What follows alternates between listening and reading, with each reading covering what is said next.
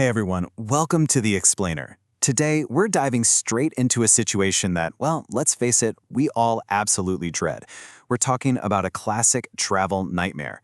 I'm super excited to guide you through this story today, break down some essential English vocabulary, and, actually get you practicing those speaking skills.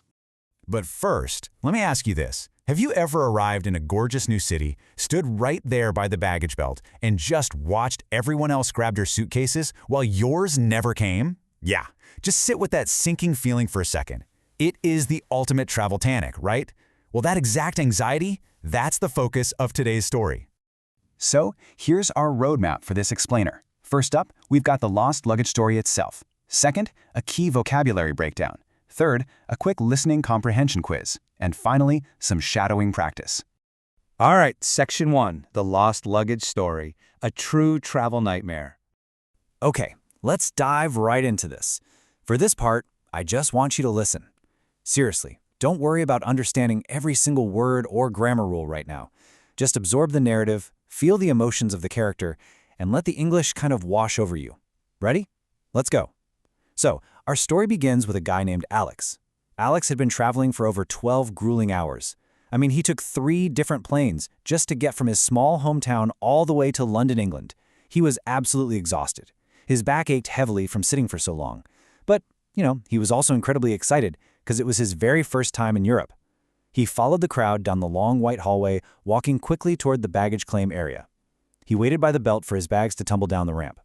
But it slowed down, creaked, and then just stopped completely. The carousel was empty. Alex's heart basically dropped into his stomach. Panic started rising in his chest.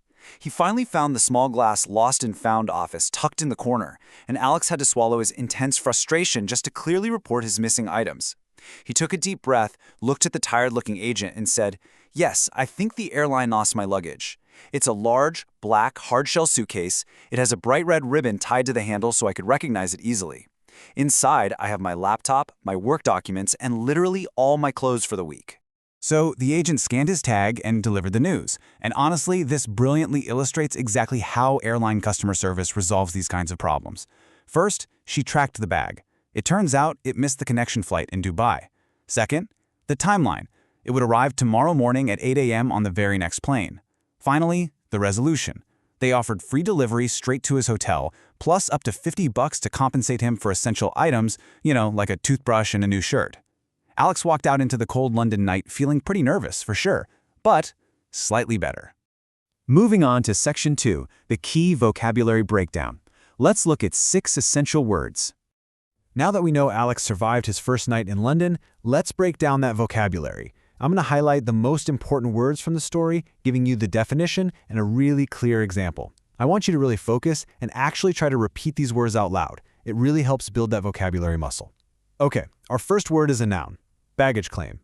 Baggage claim is simply the area in an airport where you pick up your suitcases after a flight. For example, you might say, "I waited at the baggage claim for 30 minutes. Go ahead, try saying it out loud right now. Baggage claim. Next up is another noun, carousel. This is the moving conveyor belt that literally carries the luggage around in a circle. It's the exact belt where Alex waited for his black suitcase. A great example sentence would be, "The carousel was full of black suitcases, so I couldn't find mine." Our third term is connection flight. This is a second or sometimes even third plane that you have to take to get to your final destination. Remember, Alex's bag got left behind during his connection flight in Dubai? You might hear someone complain, "Man, I missed my connection flight because the first plane was delayed." All right, let's move on to a super helpful verb, compensate. This basically means to pay someone money or give them something because they've suffered a loss or an inconvenience. Just like the airline giving Alex $50 for his trouble. An example is, the airline agreed to compensate me for the lost bag. Word number 5 is an adjective, essential. This means absolutely necessary or extremely important. Pay close attention to that sh sound right in the middle, essential. Having a clean shirt and pajamas were absolutely essential for Alex before his big business meeting. A quick example sentence, water is essential for survival. And finally, our last adjective for today, relieved.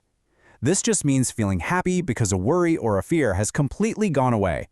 Think about that massive, warm wave of comfort Alex felt when the hotel receptionist finally called him to say his bag was there.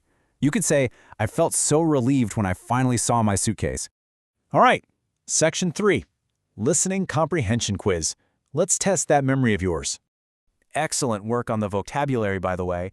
Now it's time to challenge your memory and test how well you absorb the details of the story. Feel free to mentally pause or, physically pause the explainer if you need a little more time to think. So here is question number 1. Where was Alex flying to? I'll give you a few seconds to retrieve that answer. Got it? Moving right along to question number 2. What was tied to the handle of Alex's suitcase so he could recognize it? Remember, it was a very specific, brightly colored object attached to a black hard-shell suitcase. Think about it. And our final question, number 3, what time did the hotel receptionist call Alex to tell him the bag had actually arrived? Now, this requires you to recall a highly specific time from the very next morning of the story. Do you remember? All right, let's see how you did. For number 1, Alex was flying to London, England. For number 2, he had a bright red ribbon tied to the handle. And for number 3, the receptionist called exactly at 8:05 a.m.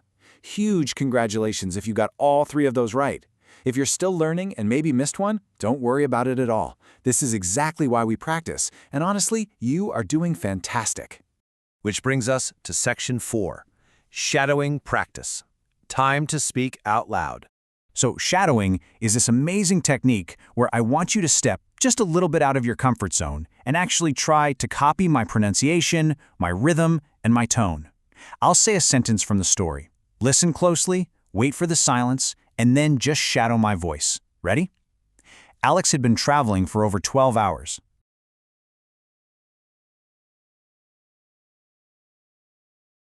Excellent. You're doing great. Let's move to the next one and see how this builds. This is a brilliant idiomatic expression to show pure panic. His heart dropped into his stomach. Nice. Really try to put some emotional emphasis on that one. Next up, let's guide you through a very practical, real-world customer service sentence. Try to use clear, professional articulation here. We will deliver the bag to your hotel for free. Perfect. That is definitely a sentence you want to hear at the Lost and Found. So the crucial point here is really the major lesson Alex learned at the very end of his ordeal. Let's say this valuable tip together. Always pack a change of clothes in your carry-on bag. Amazing job! That is absolutely travel advice to live by. And that brings us to the end of our explainer today. We've listened, we've broken down vocabulary, we've tested our memory, and we've practiced speaking out loud. But before we go, I want to leave you with a final, provocative question to keep you thinking and practicing. Have you ever lost your luggage at an airport? And if so, what did you do? Seriously, share your own travel nightmares in the comments. It's a perfect way to practice your writing skills. I can't wait to read your responses, and I am super eager to see you back here for our next explainer.